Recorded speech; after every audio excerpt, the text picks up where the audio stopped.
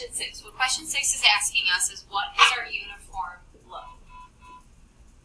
Extended detention break is now over. Please report back to rooms 1500 and 1502. Extended detention break is over. Please report back to 1500 and 1502. Alright, so what load do our interior and exterior beams hold? So that's what we're trying to figure out.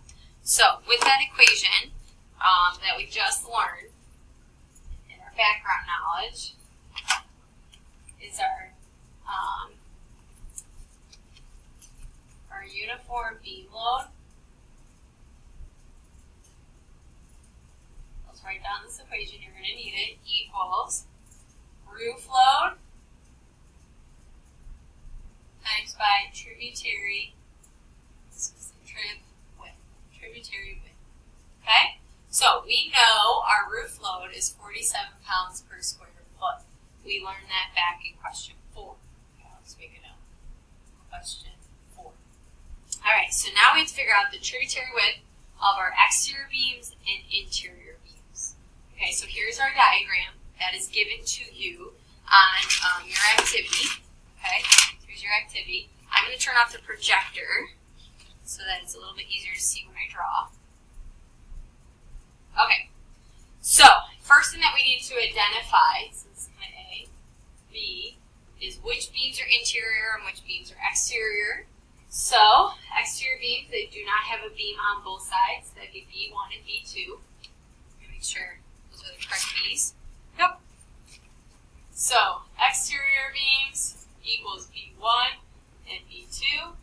Interior beams are B3 and B4 because they have beams on either side of them. Okay, so now let's figure out the tributary area for each of those. I'm missing a dimension. These are 7. Awesome. Okay. So my tributary area, I'm going to draw it out for an exterior beam. It goes halfway to the beam next to it. So its tributary width is half of 7 feet. So it's 3.5 feet. And an interior beam, I'll do B4, was halfway one way, halfway another way. And its tributary width is 7 feet. Okay? So now I have all the numbers that I need. I know my roof load and I know my tributary width. So for for my exterior beams, B1 and B2, I'm going to do 47 pounds per square foot times by my tributary width, which is exterior, so 3.5 feet. And I get